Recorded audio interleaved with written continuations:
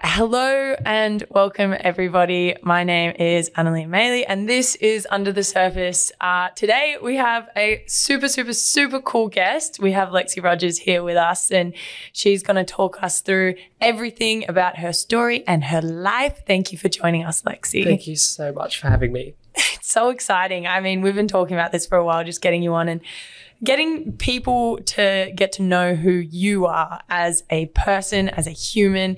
You're pretty cool. You go right. I do my best. Yeah. I do my best. It's a work in progress, but yeah. So people have been talking about you a little bit lately. Let's start, Lex. Who are you? Give me a quick blurb. Who is Lexi Rogers? I am Lexi Rogers. I'm not non-existent. I grew up in Melbourne. Love Melbourne. Outside of sport, love being creative, love adventuring, love exploring. Also love doing nothing at all and just chilling and staying in bed all day. I love that for you. Are you on any Netflix shows at the moment? I'm not sure if we are at the moment. Oh. We were watching something. Actually, yeah. You know what we were watching that was really... We've been watching Dance Academy. Oh, my God. Yes. It's a bit embarrassing to admit, but... No, not embarrassing at all. Yeah. That is cinematic genius. Yeah, a group of 23-year-olds that who is share house watching actually cinematic genius. Yeah. I reckon, rewatched like all the seasons of Dance Academy because I'm in love with Jojo Siwa so many times. Because it's just, it gets more dramatic every time we watch it. It's full on. It's full on, but it's good. It's pretty great. When you say that you're creative, what are some of the things that you do that help fuel that side of yourself? My group of friends, they're all super creative. Mm-hmm. It's a mixed bag. So if we're at someone else's house or if we're at a house, there's someone drawing, there's someone painting, there's someone writing. I did a lot of music when I was a teenager and a lot of music when I left high school. That's something I love doing and love collaborating with friends with. But I also love writing as well. So I do a lot of writing, nothing anywhere to see. So don't go looking for writing stuff. Yeah. Maybe. But yeah, we're always doing something and there's always someone doing something interesting. So even just sitting back and watching what other people do is always great. That's really cool. Were you like that even as a kid? Like that was something that you did, or was that something that you kind of grew into later in life? I was forced into playing an instrument. Yep. All of my siblings were forced into playing an instrument. So I sort of was doing that when I was younger and I loved doing that. But kind of didn't as well because we were forced into doing it. So I loved it, hated it, left it, and then came back to it and now I really love it. And I'm glad I have the skill. Yeah, that's fair. I wish my parents forced me into playing an instrument because I am hopeless. Like my younger brother can play the guitar and just like pick up and just kind of like he hears a song and he's like, oh yeah, chords, you know, and he can just do anything and he'll pass me the guitar and I'll be like, ding, like, and that's the end of my expertise in that area. Just kind of as we talk about you as a kid, who are you as a kid? What were you like and how would people describe you? It's interesting. I'm the youngest of three. Mm-hmm. So I've got an older brother and an older sister and then it's me. I always was quite a shy and quiet kid, I always thought. Kept to myself a bit, but was always super active, like always in the backyard running around, playing with brother, playing with sister. Yeah. So that was great. But yeah, shy kid, didn't do a whole lot of talking. If I got comfortable with people, then I was a distraction in class. That's the general consensus. I think every report I ever had from school from start to finish was they're a distraction. They distract people. Yeah. Literally same. Yeah. Literally same. I feel like those are the best type of people. Because we make everybody else have fun. Yeah, exactly. You got to have fun while you're doing it. Exactly. So what was your schooling experience like? Where did you grow up to start off with, and where did you go to school? I grew up in a place called Montrose. If you're from Melbourne, you probably know where it is, but it's like a little town at the bottom of Mount Dandenong, kind of just before the Yarra Ranges. Very beautiful place to grow up. Lovely. Mm-hmm. Loved the mountain, loved the Yarra Valley. I went to school locally, so just primary school up the road, and had a pretty pretty normal primary school, normal experience. And then went to high school at a place called Billanook College in Mooroolbark. Oh my God. I know Billanook. We used to play volleyball against Billanook. Well, save that for later because there's a lot of volleyball in this story. Oh my God. Great. I'm so excited. Okay, continue. So went to Billanook College, which was, again, a great school, great environment, a great culture. Got along pretty easily with people, played a lot of sport and endless sport. So that was always a fixture. And yeah, it was pretty standard stuff, like pretty regular stuff when it wasn't behind the scenes. Yeah. Yeah. Would you say that you had a pretty good support system around you in high school and stuff like that? Or because I am of the idea that no one enjoys high school, but that's just my complete bias. I know many people that are like, oh yeah, I loved it, but I'm like, no, you didn't. You're lying. Like, did you enjoy high school? Was that like something that was fun for you? I didn't enjoy going to high school and I didn't enjoy doing what high school is supposed to be. Yeah. But I loved going and distracting others and mucking around with friends. Like that's what I went there for. Yeah. So yeah, I did quite enjoy it, especially by the end when we'd all been together for so long. And with sport too, that was a big thing. Like lunchtimes, after school, before school, there was always typically volleyball. Yeah. So I always looked forward to that as well. The community of sport is pretty cool, hey? How did you get into, I guess, did you play basketball first or were you volleyball first? Yeah, I played basketball first. How did you get into basketball? I was little. So I would have been like grade 1 or 2 or something. Oh my God, tiny baby. Yeah, my mum would have been coaching primary school teams and I think she was coaching my brothers. Yeah. And they just needed bodies. Yeah. So I played in my brother's like grade 3 team. Yeah. For a season and cried every game. It was pretty pathetic little kid. And then just kept doing like little baby basketball at primary school and stuff, and then started domestic. My dad loved basketball as well. Yeah. So we had a hoop out back. Yeah. Kind of was just always going to be basketball. That's what my brother and sister did as well. So did domestic and then end of primary, start of high school, did club. Yeah. Yeah, tried out for club. And then I was, once you're in that, I was in that. And that's just what you do. That's just what you do for the next however many years you do. It's kind of like so streamlined. It's like once you play basketball, you're in. Yeah, yeah. Your Fridays are taken. Your Saturdays done. Sunday mornings, training. Yeah, yeah. What club did you play for? Coincidentally, Kilsyth. Ah, okay. Yeah. Right. Well, I mean, I guess it's kind of close to where you are. Exactly. Yeah, yeah. But that was pure coincidence that I ended up back there. And then domestic, I played Saints, if anyone knows what that is. Shout out Saints. There's so many clubs that could be called that. Yeah. Yeah, that's fair. And then, so you said that there was a story behind volleyball. Do you want to go into it? There is and there isn't. Yeah. So I started high school and Billanook's a big volleyball program. They have this one guy there who just built the volleyball up to what it was or is, and it was massive. So my sister went to Billanook and immediately fell in love with volleyball and immediately got into Vic teams and Oz teams and all that sort of thing. So I saw that when I was younger and was always kind of like, oh, well, if I go to Billanook, like, that's what I want to do. Like, that's cool. Like, I really looked up to that. It looked like a really awesome, fun opportunity. And so I got to high school and just went and tried out, and because I was my sister's brother, was just like put in the team. Yeah. And then I did basketball and volleyball for a long time, just both of them, and was just training one day for one day on the other, one day for one day the other. Literally vibes. I did the exact same thing. Yeah. And then it got to a bit of a head when I would have been maybe 16, 17, where both were getting full on. Yeah. There was like the Vic stuff going on with basketball, or the Vic camps, and then there was still the Vic stuff I'd been doing for a while with volleyball, but the opportunity to do some Oz stuff as well. Yeah. So I kind of just took the opportunity to do the volleyball stuff. Yeah. And that's when I stepped away from basketball, because volleyball, I could travel around the country, or I could I went overseas with it a couple times. Yeah. Like, that opportunity was in my head. I was like, that's going to be awesome. Like, that'll be unforgettable. Whereas basketball, I'll probably just hate doing a bunch of camps and more training and more this. And I was a lot more integrated with volleyball community than basketball. I was still really shy at basketball and didn't talk much and wasn't very loud. But volleyball, I was people knew who I was. Yeah. And I was fun and I was better at volleyball as Yeah. well. So, yeah, I made that choice and then stepped away from basketball.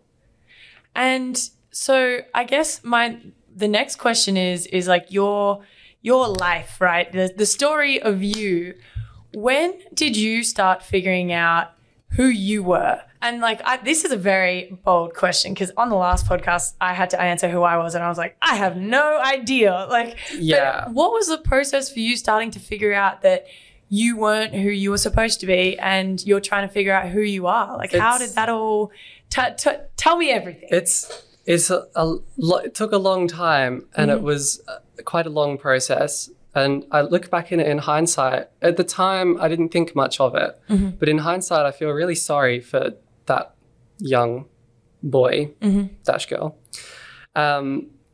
So when I was around 10, 11 and moving out of primary school into high school, start of puberty kind of age, I would get these feelings and these tendencies of, you know, I wish I was a girl. I wish I could do that. Or that sort of dysphoria with who I was and who I wished I could be. And it was ultimately, I wish I could be a girl. And I would have, there were a couple times where I might have like a dream one night where I was a girl in a dream and was like, wow, that was great. That was awesome. Amazing. And then wake up and be like, oh. Yeah. Okay. And then that sort of escalated for a couple of years to the point where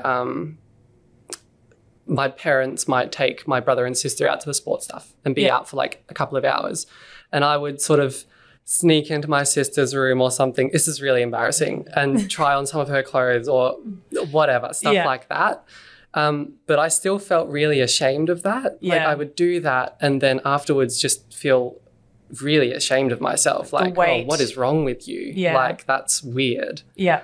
And then when I was about 14, I think I almost got caught doing that when someone forgot something and came back home. Yeah. So I didn't get caught. So this was all super, super secret. Like I would never let anyone in on these. You never told anyone about it? No way. So that was all happening in your own head without any sort of support? Well, it escalated to that point. And in my head, there were some nights where I would be up in my bed and I'd be like, I could tomorrow, if I still feel like this about it, I might tell my mum or I might tell my brother or my sister or whatever.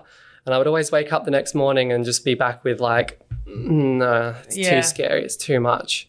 So that sort of got to a bit of a boiling point. And then I kind of, and this is the sad thing when I look back is like, I remember just getting one day to making a decision that was just like, okay, I can either tell someone and go down that route and see where it takes me. And I felt like I would sacrifice all of my friends, all of the sport, everything I had to do that.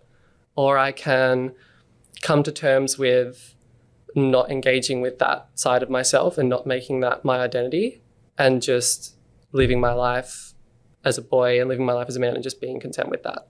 Yeah. And I made that decision and I came to terms with it, didn't really. And then I sort of from there just suppressed all of those feelings and emotions and all those things I was doing. Like I was kind of like, okay, that's enough. Like that's wrong. I'm not going to do that. But there was a serious sense of shame the whole time when I was feeling that way. And then that just got worse after I made that decision. Yeah. Almost as you had to suppress it, it started boiling up more. Yeah. I was pretty good at suppressing it. Yeah. Like, and what happened was I chose to suppress it and I moved away from it. And at that point, sports was getting a bit more full on. Like you get more opportunities to do high level sport, different things with sport. And so I kind of just jumped headfirst into that. And that was just who I was. So, okay, I can't be the pretty girl I want to be, whatever. I'll be the sporty boy who's really good at sport and everyone likes because they're a jock and they're cool and they're this and that and this and that. So I ended up doing it. That's why I dove so heavily into sport as well, because there's just a status quo with it. Like you can just see how many people fit in with it and have an identity out of it and that's who they are. So I sort of latched myself onto that and was pretty committed to doing that for the rest of high school. Yeah. Do you feel like in those sporting environments, and this could be completely wrong, but in those sporting environments, whether it be volleyball or basketball, were you ever able to explore like even the thought of being something other than this like masculine jock? You know what I mean? Like, do you think that there's safe spaces for people to be able to be like, oh, can I explore who I am here? Or did you have a different type of experience? It was interesting difference between both sports because basketball I was in when I was really young. And so I probably had an idea of what the basketball community was in my head. Yeah. And I was still super shy up until the end of when I was playing it. So in basketball, it was probably my own kind of insecurities, but I really didn't express myself and feel comfortable doing that in the basketball space. Volleyball was totally different because basketball, when you're at that age, you're pitted against each other. Yeah. It feels like you're always competing, always on and off the court. Volleyball was a bit more cooperative. Like you need people in volleyball. Like everyone's touching it in volleyball. And you need a good set or you need a good hit or you need a good whatever. So the community of volleyball, and probably because I came to it when I was a bit older, I just immediately loved and was embraced by and was much more comfortable expressing myself in. And then through volleyball, like when I felt more and more comfortable in that space would be more eccentric or more flamboyant with how I played or how I dressed or how I did whatever. Like I always loved standing out. I would like draw on my tape. If I was taping my knee and stuff, or I would wear a silly headband and have hair going everywhere and things like that. Yeah. Because I loved standing out. I loved being different. And I felt comfortable doing that in volleyball. Did you have anyone in high school while you were kind of having this inner battle of like, who am I? But also like then trying to enjoy your life, I guess, that you were able to confide in, that kind of knew what was going on? And if so, who was the first person that you were able to speak openly to about not feeling right in your body? At that time, I'm still best friends with the friends I have from high school. Yeah. But at that time, I didn't tell anyone still all throughout the entire of high school. No one ever knew. So it was only, even after high school, it was only a few years later when I finally kind of let someone know about the thoughts I'd been having in that space. And the floodgates opened a bit. But I feel it's in hindsight, I could have told them. I could have told them when I was like year 7 or year 8 or something. They wouldn't have cared. It just would have been what it was. It's like the perception. It's like we always think that other people will react completely differently. Hey, it's like, and we were talking about this the other day. It's like we're both very highly anxious people, right? So the thought process of like telling someone something and then being like, oh my God, but then they're gonna never talk to me again. It's like we almost need to trust that, you know, the people around us are in our lives for a reason. Hey, it's kind of hectic there. Especially in high school when there's such a kind of like there's a huge fear of judgment. Everyone has a fear of judgment, but there's also a pretty big, at least at my school, big divide with the boys and the girls. And when you're a part of like the boys group or a group of the boys, you feel like you're gonna, if I did tell anyone, like I'm gonna be outcast, like I'm gonna be so alone if I do that. Were you a part of that quote unquote the boys in high school? No, definitely not. We were no. I wasn't stereotypical jock, you know, meathead, let's go bash each other up on the oval or whatever. Like we were pretty weird still. Like we were definitely kind quirky. Of in the middle. Yeah. So I guess like the next question is like how and when did you make the decision to transition? And what was that? God, there's so much that goes into it, but talk to us about your journey in that space. And, you know, you said you suppressed it and you kind of accepted this life. At what point? And then from that point, were you like, all right, well, I'm going to live as truly who I am? So I went through high school and super suppressed. Like there's 10 locks on that door and that's not getting out ever. And that became normal. Like that just became part of my life. So I got pretty comfortable with that. really unhealthy, but became quite comfortable with that. Yeah. And then after high school, sort of felt I could either pursue volleyball or go to uni. And at the time, the advice I was getting from everyone was to go to uni. So I left home. My sister had left home when she was younger. So again, I saw that and was like, oh, I want to leave. Yeah. That's so cool. So I left home. Cool. I left home like almost straight after year 12 to go and study in Bendigo and lived there. Represent. Yeah. Yeah. And then lived there for the next 3 or 4, 5 years. Yeah. And it was really hard leaving sport. My passion for volleyball had kind of waned. And when I made the decision to study over volleyball, I was kind of like, okay, well, I'm going to take a step back from volleyball. Like that's just how I felt. So I did that. And then it was really uni, living on uni residence for a bit, and then living in share houses and partying a lot and being gross and carrying on all the time, like not doing any work, just mucking around all the time. It was great. Yeah. Shout out Starbar. You know, mention my name at Starbar. Yeah, they closed down. They closed. I know, it's so sad. Anyway, sorry, I digress. Really sad. I digress. I remember when Universal closed down and so sad. Shed here. Now it's the deck, isn't it? It is. Yeah, it's a vibe. The deck is still a vibe. Shout out the deck also. Yep. Anyway, so yes, Bendigo, you were out, you were partying, you were enjoying your life. Yeah, like that sort of superficial, I love life, I'm going to go and be a crazy dickhead, basically. Yeah. And then I kind of leaned into, because I moved away from sports, like it was probably more leaning into being, you know, that more one of the boys, like larrikin, and especially in the country, that culture's a lot more prevalent. Yeah. So sort of lent into a little bit more of that and a little more like, you know, boy pack mentality kind of thing. And that, I think, under the surface was that kind of was fighting a lot with the suppressed stuff that you know, I could identify with sport quite easily. So it's easy to make that my identity. But I couldn't really identify that closely with being one of the boys. Yeah. And so slowly but surely over the course of a couple of years, those thoughts that I'd had almost a decade before and those tendencies, they'd come back in full force and they were vicious. Yeah. And I was really at war with myself for a while. And then lockdown happened and I was in a relationship at the time and I did the whole year lockdown, was working, was whatever, but yeah, it was bubbling away and it was sort of starting to escalate and escalate and escalate. And then at the end of the year,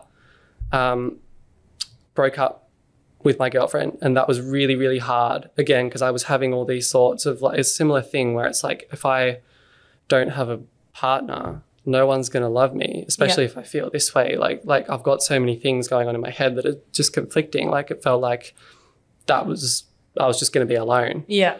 So we broke up and that was really rough. And then literally like 2 or 3 weeks later, my mum was diagnosed with terminal cancer. And so at that point, mentally, I just bottomed out, like rock bottom. Was living on my own in a flat that I was living with my ex-girlfriend in, just on my own, locked down. Mum's not looking good. That was brutal. Like she was always my go-to. Yeah. So that was such a blow. And then at the time I was in Melbourne just for the year, and I was going to move back to Bendigo for work and to finish my uni. And I did that and just felt like, rock bottom. Couldn't get worse. Really, really awful. And I feel bad now looking back being like, oh, things were so bad that in my head I was like, if I express myself differently or if I feel like this or if I engage with those feelings I've suppressed for so long, how could it get any worse? Yeah. Which is sad. And that's not how it should be for people who have those feelings. Yeah. But that's how it was. And so that was the first time I told a friend about how I'd felt and all these different things I'd felt and how I wanted to explore my feminine side within being a male. Yep. And then did that and immediately floodgates opened. Yeah. It was just obvious, and it was just explained so much, and it was like the euphoria I got from wearing tighter clothes or wearing dresses or doing what I used to do when I was 13, 14, but doing it with the support of a friend and doing it in my own time as well. It was overwhelming. And it was just so quickly, just like this.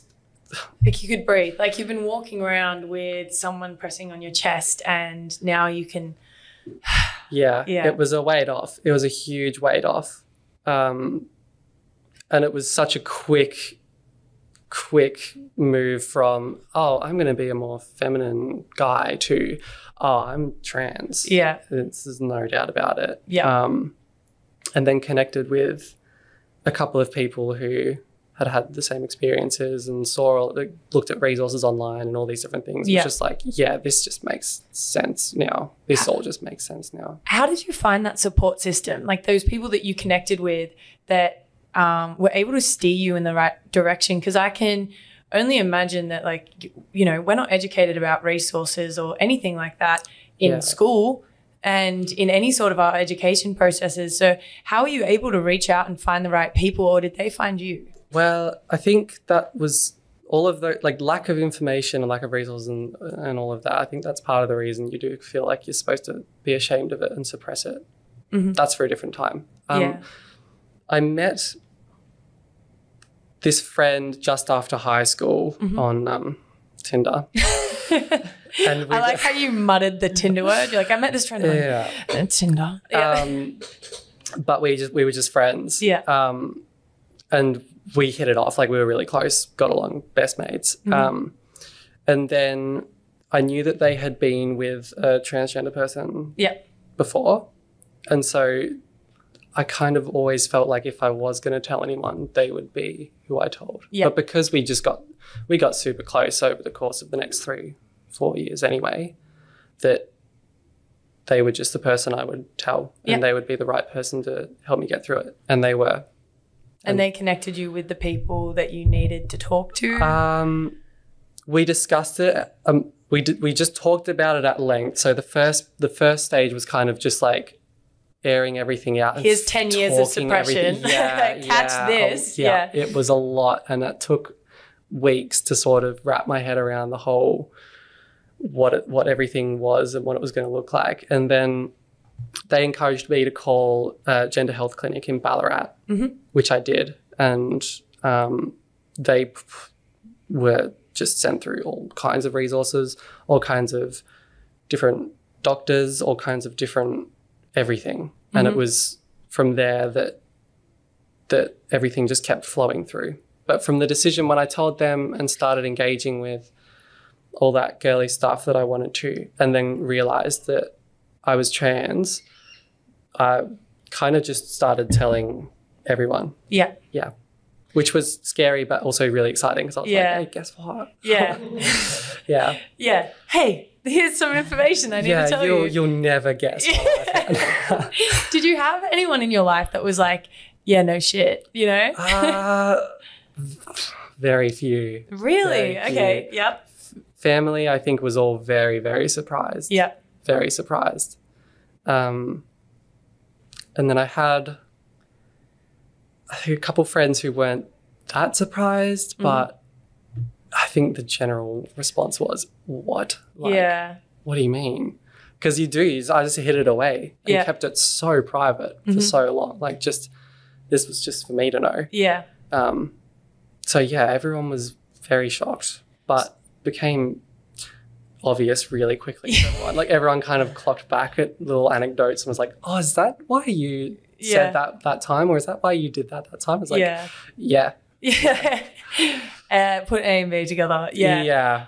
So when you spoke to your family, I know that for a lot of people, like being open with their family is like a really difficult thing. Like, I mean, on a different level, I remember coming out to my family and I got the whole like, yeah, of course, like no shit, we've known for longer than you have. Yeah. But how did your family respond when you told them that you were trans? And what advice would you probably give to people who are needing to talk to their family about that type of stuff? It's my family didn't have any. So my brother's gay, so he'd come out years and years and years ago. He paved the way for you. Well, it's funny, and I've just like he did, because I didn't feel, once I knew, I didn't feel worried about telling anyone really, but before I knew, I was kind of like in my head, oh, there's already one of us is already gay. There can't be another, Yeah. That's just so irrational and so crazy. Yeah. But a genuine thought that I had when I was a teenager. Like, it's kind of funny. How ridiculous. But yeah, I knew he wouldn't care. Yeah. And I went to my mum first, because I used to call my mum every day. Like, she was my go-to. So I called her, and her initial response was not really what I was expecting, which was just sort of shock, but fear. Yeah. And she was scared, and she was worried, and she cried, because I think she was just scared of how much more difficult my life was going to be. And she didn't know anything about what the trans experience was. So she just jumped to the worst conclusions about what it looked like being a trans woman in society. And then, over the course of a couple of weeks, that kind of tempered out a little bit, like that chilled out, and she was just fully on board and fully supportive, because, what are you going to do? Tell me no? Do it. But yeah, she was fully supportive. She was fully on board. And I was nervous about telling my dad because like, we used to play sport all the time out the back and all these different things. So he was almost the last person to know in the fam, but he was the most accepting and the most amazing about it. And I told him, I was like, oh, I'm actually trans. And he was just like, oh, cool, okay. And then he went away, read a bunch of books himself, like did all sorts of research himself. Yes. And was just like educated himself about it. And it was just, he surpassed all expectations. I love that so much, because isn't it scary to think that, like, I mean, I know for me, like I was scared to tell my dad, like, that I was dating a woman. And I think that there's this misconception sometimes, and also sometimes it's been confirmed, but that, like, the straight male of the family is going to react in such a harsh way. But, like, to educate yourself and then to support your child, like, that's a beautiful thing. Yeah, he was incredible. Like, and that ongoing support, has he been someone in your corner now that you can rely on with stuff, or? Yes, he is. I call him all the time. In the last couple of weeks, which has been quite full on, he's on his honeymoon, so I haven't been able to talk to him. Yes. You told me he was in Africa, which is super random. So, yeah, he's kind of hard to get a hold of at the moment, but he is definitely in my corner. Once he's back. So if I'm going to ask about kind of the next stages of your journey, quote unquote, and like, I find journey is an interesting term that I use, because we never really find our destination, right? Life is just a journey. Wow, that's really quotable of me, actually. Life is a journey. You don't have a destination, whatever. Like, we never stop learning. We never stop growing. We never stop changing. We're always evolving. So you in Bendigo, or in Melbourne, when you first started your transition, and you've told people, and you're now, when was the first time that you really stepped out as Lexi? Like, I am Lexi, I am a transgender woman, and this is me. It was, so I moved back to Bendigo for the year, and was telling friends and family, and was telling a lot of people, but it was still, especially, I think, because I was in Bendigo too, I was a little bit like, well, it wasn't public. Yeah. It wasn't public.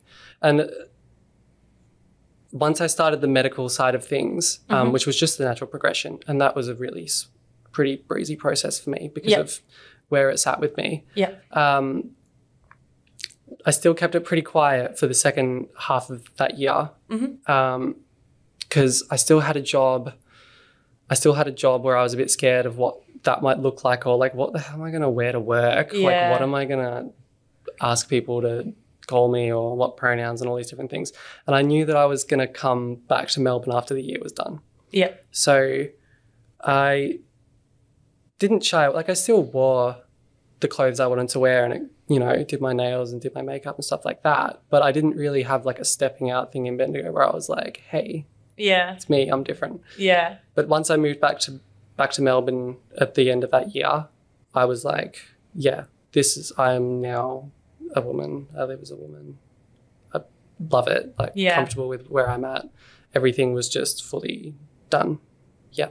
How do you deal with people misgendering you and dead naming you and you doing that type of thing? Because I have a close friend of mine that's trans, and it's harder for him to deal with it because he just gets angry, rightfully so. How do you deal with that? I get misgendered a lot at work, and generally you'd be surprised how often it happens even when you're like dolled up. Yeah. It's weird. I kind of just brush it off. I probably should speak up more, but I'm not that sort of confident a person. So a lot of the time I just brush it off. Like, I don't know, these people are strangers. They're not actually, like, no one's actually looking at me and going, yeah, I'm going to misgender this person. Yeah. Like you'd have to be a real kind of dick to do that. Yeah. So most of the time I just brush it off. Like, I'm never going to see this person again. It is what it is. Like, I know who I am. I'm confident in myself. Like, I don't need to worry about it. For the people listening, what is misgendering? Can you describe that? So I'm a she, her. Those are my pronouns. If you refer to me, please use she and her. Yeah. Misgendering me would be to call me he or him. I don't like that. No.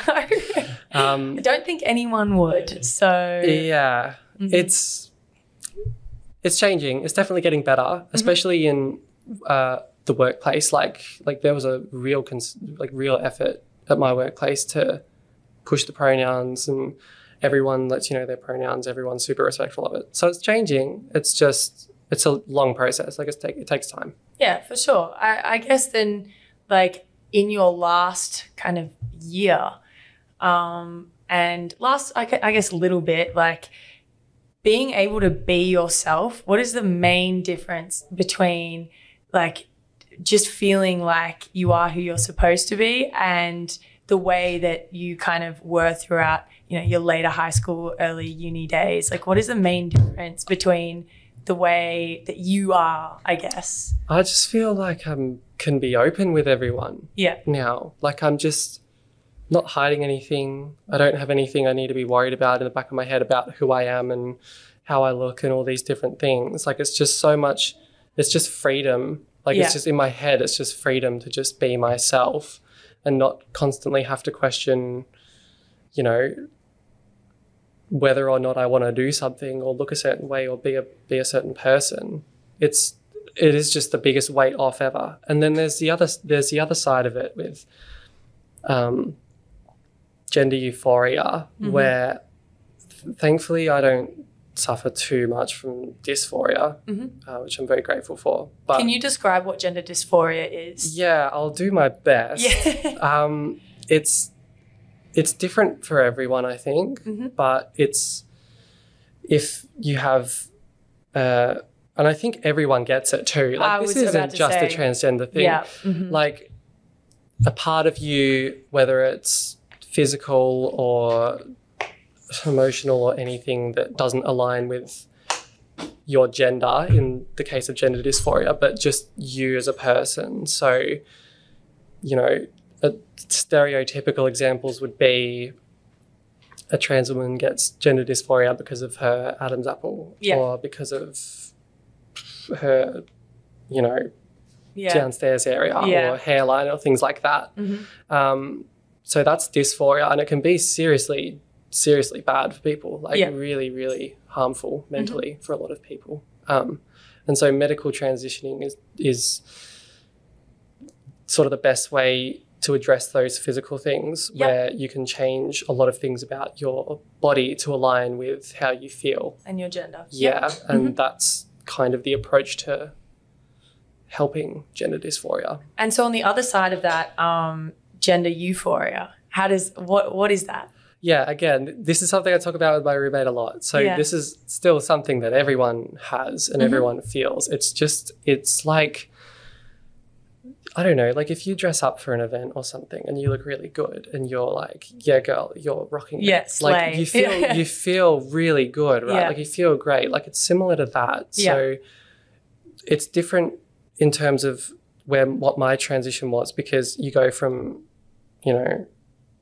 dressing like a boy and looking like a boy, like that's on one end of the spectrum. And then you go the full way to wearing a dress and I'm dolled up and I look cute. It's just that, like, it's so affirming and it's so exciting to be able to finally express yourself like that. It's just an overwhelming joy. Yeah. Like, oh, I love this. Yeah. I love how I look. And there's so many different things that go into it that just give you that sense of fulfillment and love of, you know, feminine things, if that's what makes you euphoric, or masculine things, if that's what makes you euphoric. But yeah. I think it's something everyone experiences. Absolutely. And I mean, I can give an example so people can understand, like, on, you know, I have experienced this in things like, so the WNBL Awards, I wore a dress. I'm so uncomfortable in dresses, like so uncomfortable. And I have a lot of people in my life that are like, oh, you look so cute in dresses. Sometimes I look at myself in the mirror in a dress and I'm like, this feels wrong. I might see how my shoulders look or something. I'll pick apart something that makes me feel slightly gender dysphoric. But then on the same end of that, sometimes I feel like in a suit, I'm like, yes, this is it. Yeah. This is how I'm supposed to be. But I still feel intensely feminine. Yeah. But it's something about the way that I don't feel dysphoric about my body. And that's an example of that on someone that isn't transgender, to show that, like, people experience that and they just don't know what to call it. There's just a way to express yourself. Yeah. And if you express yourself accurately and how you want, it's great and you feel good and it's exciting. And regardless of, like, gender obscures that because we feel we should be a certain way depending on where we fit in. Yeah. So without that, I think everyone would just express themselves how they want and feel great about it. Yeah. So yeah, it's interesting how gender kind of prescribes dysphoria with a lot of people and the different kind of. It's like a box. Yeah. Yeah. It's interesting. It's interesting. And it's hard too because you've got, you know, without feeling not great as a boy, I mean, I love engaging with being feminine and that's what I feel good doing. But there is no such thing as that without the other. Yeah. So it's really complex. Absolutely. Do you I ask about, like, the education process for everyone, right? Like, not just like people in schools, but like for people that want to, like, learn about what transitioning is, being transgender, where are the resources there? And do you have any suggestions? Speak with, if you know people, ask if they're comfortable talking about it and speak with them. Yeah. The big thing I would say to anyone who's interested in learning about transitioning is that it's not a one size fits all. Yeah. Everyone's transition is very, very different. In terms of resources, you can just go and search up and look up. I found there's one called Trans Hub. Yeah. It's New South Wales government thing. That's fantastic. That's what I looked at when I was looking at these things. Or just talk to a gender health clinic. They're happy to hook you up with those resources. That's what they do. So yeah, I would definitely go and look. There's stuff out there, but the big one is, you know, it's hard to teach people about something that's so subjective. Yeah. Yeah. Because it's such an individual experience for everyone, right? Yeah, I think that there's this misconception out there that transgender people all fit into a box, right? Like everyone's transition is the same, and it's so completely not the case. No way. No, mine would be super different to other people's, super different to other people's. And there'd be a lot of people who were comfortable when they were younger and made that choice that I didn't and transitioned, and their transition would be totally different. Or people who are older and they have no idea what the feelings even are. Yeah. And then it's the process of figuring that out and then coming to terms with that themselves. Like it's so different. Everyone has a different brain. Yeah. So everyone goes about it in a very, very different way. Different experience. Yeah. Your day-to-day now and support systems, I talk a lot about support systems and how important it is for us just as people to have people around us that we can trust. And do you have a really great support system just in your general life now, day to day, that just understand you for who you are? Yeah, it's super strong. It's not huge. It's my family and friends I've had forever. But we're all so tight. We're all so tight-knit. I could go to them with anything and they'd be great. And even coming into basketball, there's a lot of people who have given me so much and done so much for me in this space that I have a lot of support from a lot of people, and that's been amazing. This is the question that, like, the one that has been asked over and over and over and over. Why did you decide to come back to basketball? Because I love it. Because I love it. I always, in playing the sport, just the actual sport, playing it, basketball was always my first love, and I'll always love it. And when I transitioned, it went through my head. I was like, if you do this, then you're not going to be playing sport. And that was tough, but that was the decision that I made in my head. And it was only through, like, I still shoot around all the time. Yeah. During that time. Like, I'd still just go and work out and shoot around and all that sort of stuff because I love doing it. Yeah. And it was only through a work event, someone was watching me play and they were like, hey, do you play for someone? Would you be interested in playing for someone? And the penny just sort of dropped again where I was like, yeah, actually I would. If that's an option, I'd love to. Yeah. Like, that'd be great. And then things just sort of progressed into what they are now, where every time I'm on the basketball court, every time with the girls, every time I've got anything going on that's to do with playing basketball, it's just a gift. Like, I never thought I'd be here. I never thought I'd be playing basketball again. I never thought I'd be playing basketball at this level again. Yeah. And it's super exciting, super grateful. So stepping into that Kilsyth team, what was it like? Was that scary for you to then make that step, or did it feel natural? And how was the team? And, like, just tell me about that, like, how that was for you, because making that decision in itself would have been scary, but then how was, like, you know, your first practice? I went to a session and was so nervous, like super nervous, because I didn't know what to expect from the club or the girls or anyone. So I was pretty scared, and I was pretty bad as well. Like, had a shocking session. Couldn't run out this training session because I was just not fit enough. And then they broke for the year. So I went to one session, sort of felt like I embarrassed myself a bit, and then was like, okay, I had been invited to come back and do some more sessions if I wanted to. And I was like, okay, well, if I'm going to do that, I should probably not take a break. And then I just spent all my own time getting fitter and getting some touch, and then came back this year and sort of we did a couple of sessions. Some of the girls would just come in and we'd play 3-on-3 or something, or like really chill stuff. And that was really great to sort of dip my feet back in and get back into it. And then once training sessions started up again, it was seamless. Like, felt confident in my playing ability, felt confident in being a part of the team. All of the girls have been so welcoming, so lovely, so much better than I ever thought anyone could be in this space. I can't give them enough credit with how they've gone about this situation. And the same with all the coaching and even the club. They've all been so welcoming. They all ask me the right questions. They all are really sensitive to what, you know, could be an issue for me, and how to go about it and how to address these different things. But it's been amazing. Yeah.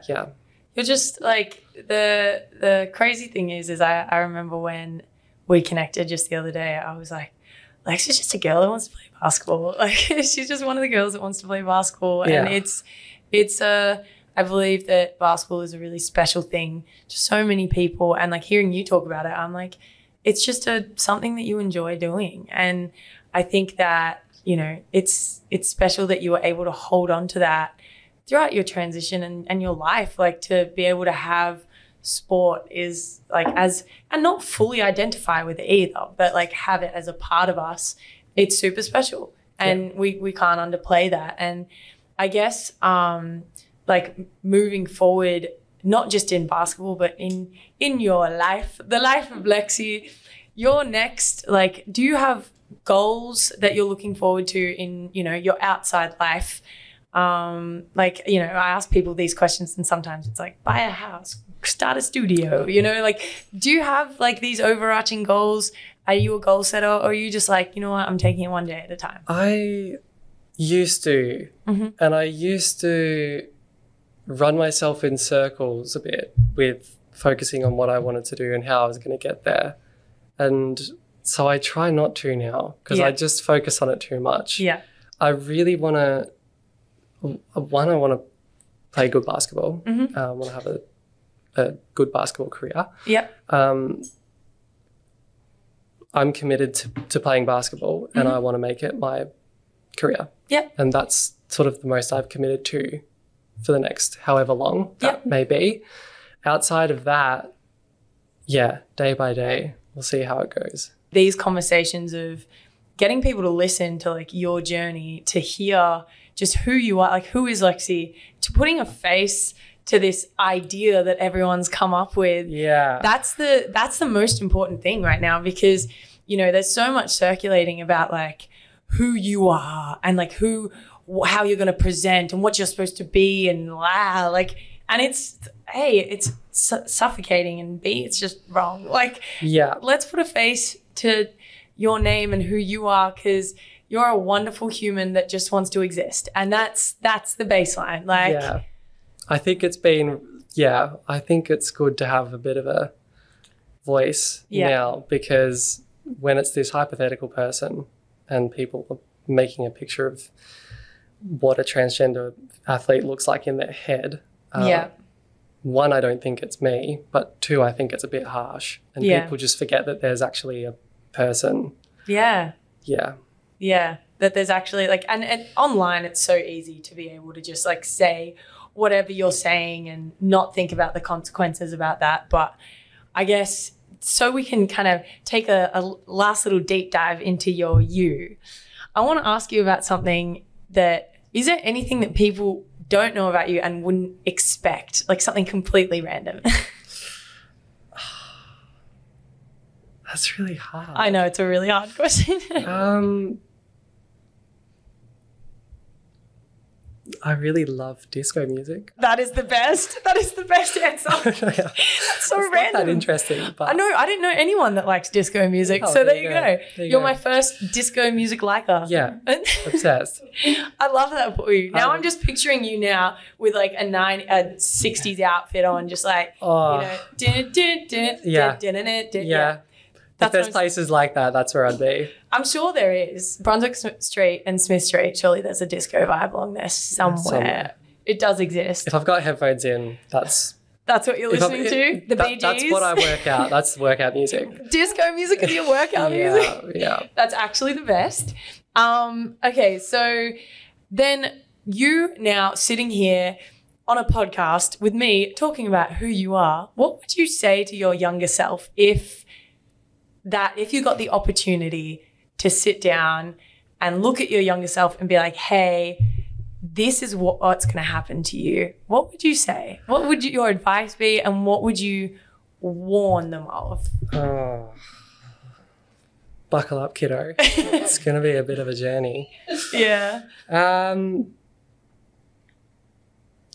It's hard because part of me is like, I would tell them to just love themselves and let themselves be who they are.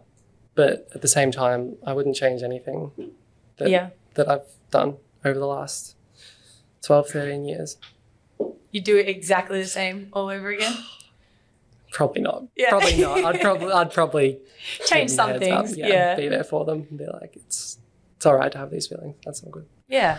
And is that something you would then say to, I guess, you know, some young 13-year-old that's sitting there and listening, like having these feelings, like, hey, it's going to be okay? Yeah, it is going to be okay. There are people out there. There is resources out there. There's people who support you always. And then what would you say to people that just purely don't understand and they're like, oh, I just don't get it? What's your response to that? I think if you don't get it and you don't know, one, don't yell stuff on the internet about it, because it's probably wrong. Yeah. Two, if you go and learn about it. Yeah.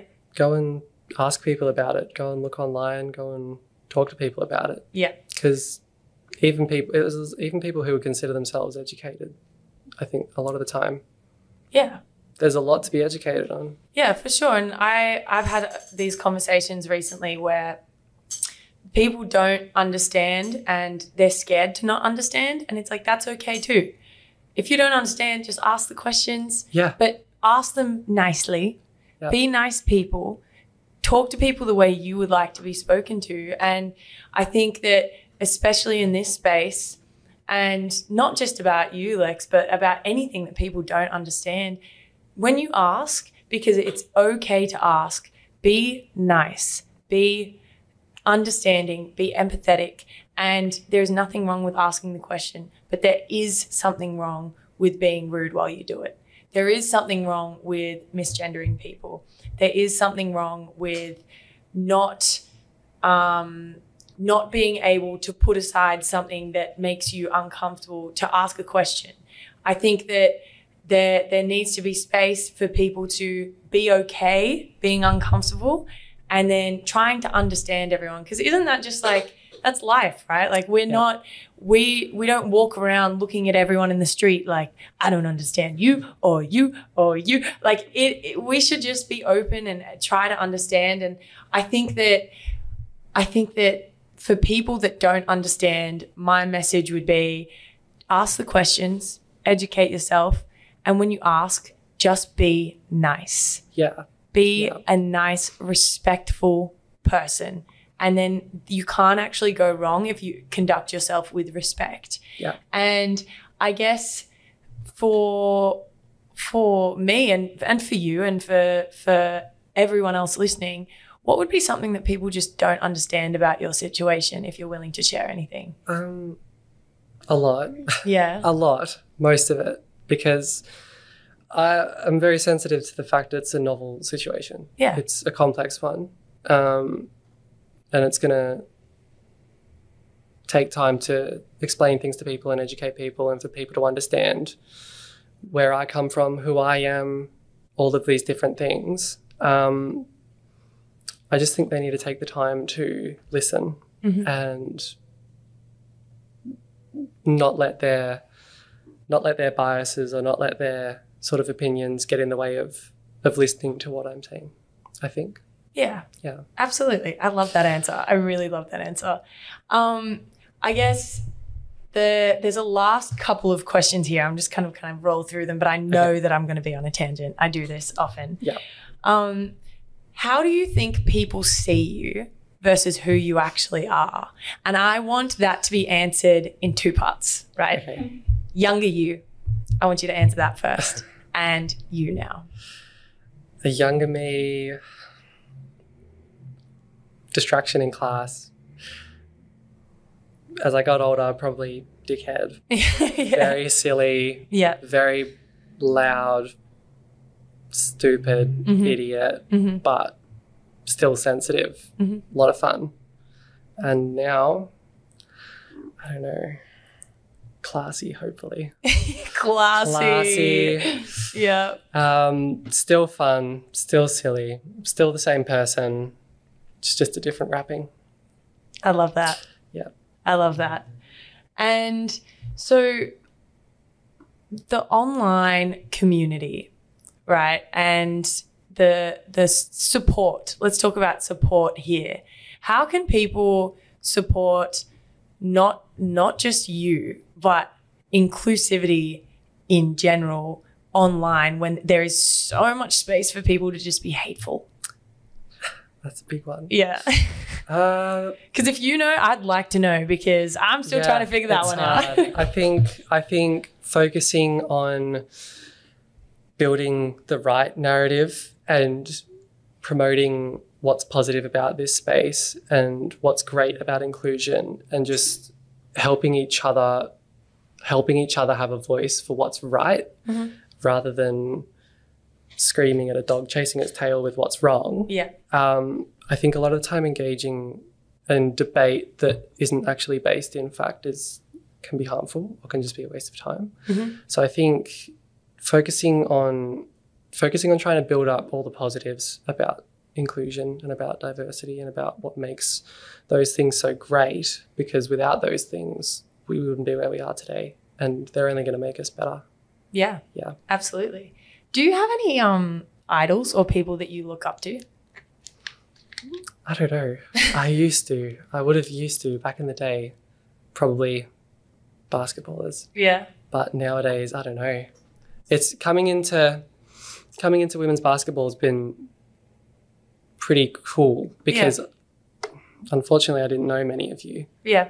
Before I was playing a lot of basketball. Yeah. But now watching you play and watching people like Kayla play, Mon Conti, everyone playing in the final tonight. Yeah. Go watch.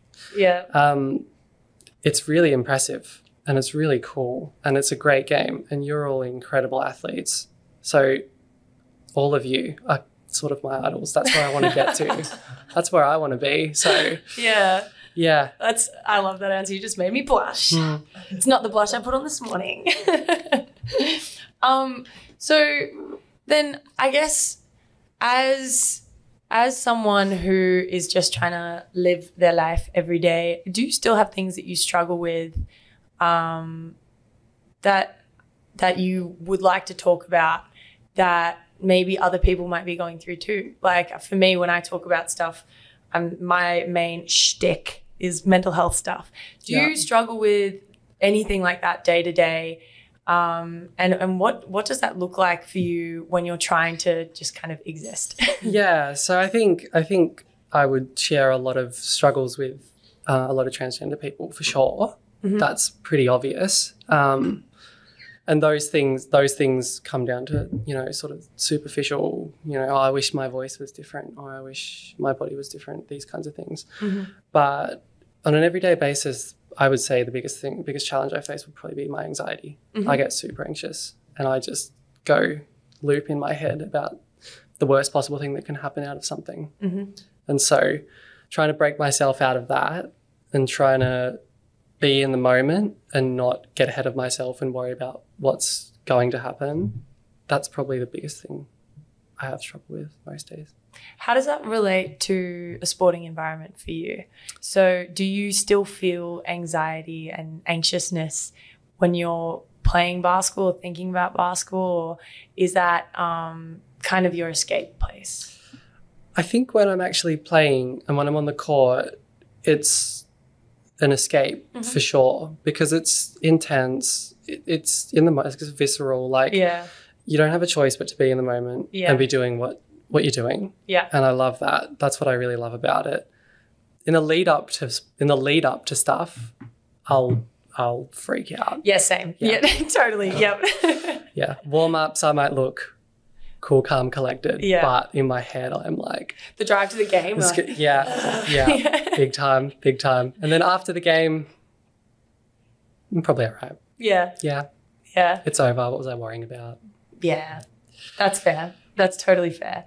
And then, like, I kind of asked you before what you would say to your younger self, right? But do you think little you would be proud of you?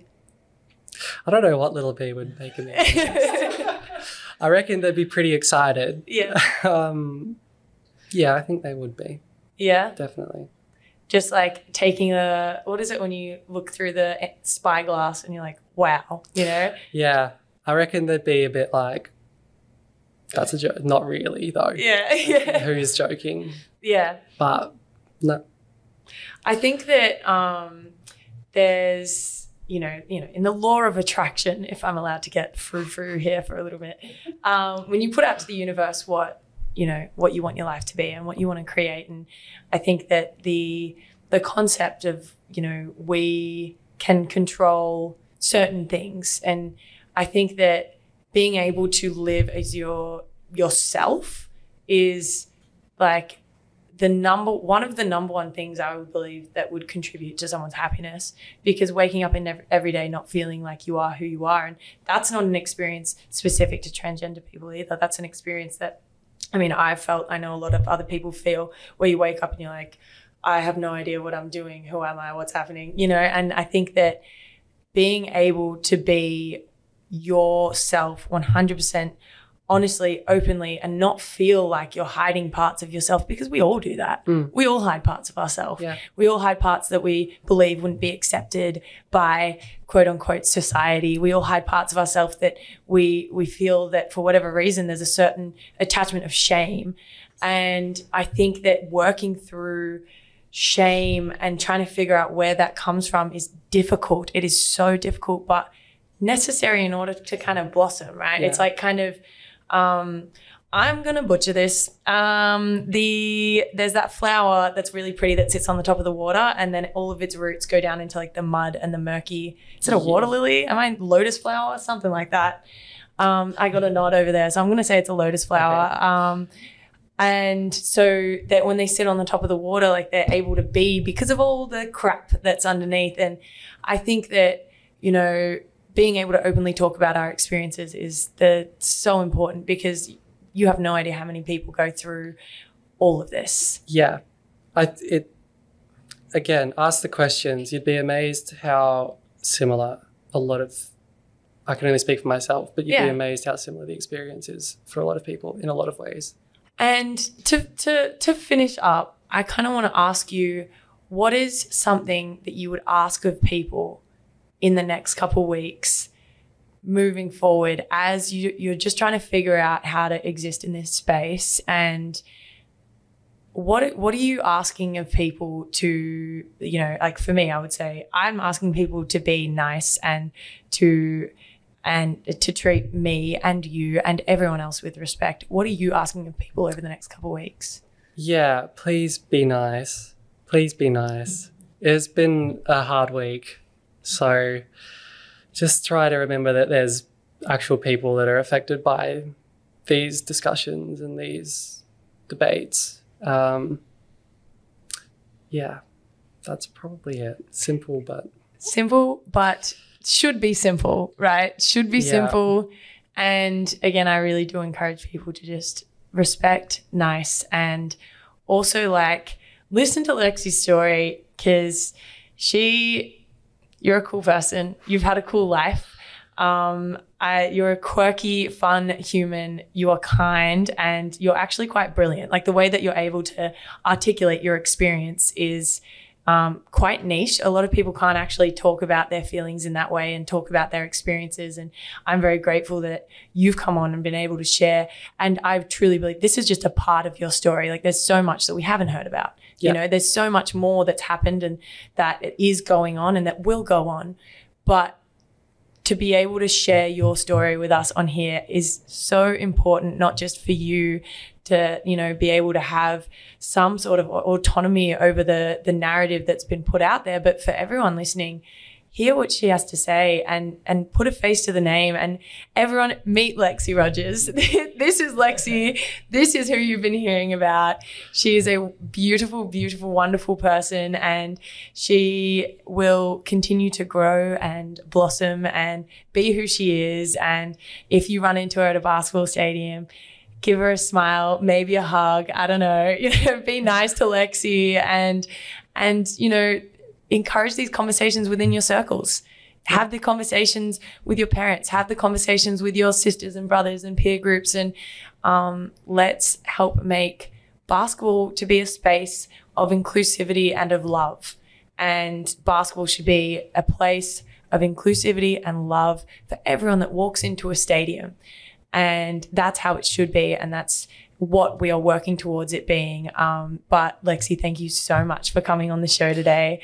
I really can't wait to even get you on next year so we can talk about this last year and everything that's happening. And I'm so excited to watch you grow and blossom and in whichever direction you choose to go. And thank you again. I really appreciate it. Thank you so much. I'm feeling very gassed up after that one. Like feeling myself. Gas me up, son. Oh yeah. So thank you so much. And to all the listeners out there, can't wait for you to hear this. This is Annalie Maley with Lexi Rogers, and that was Under the Surface.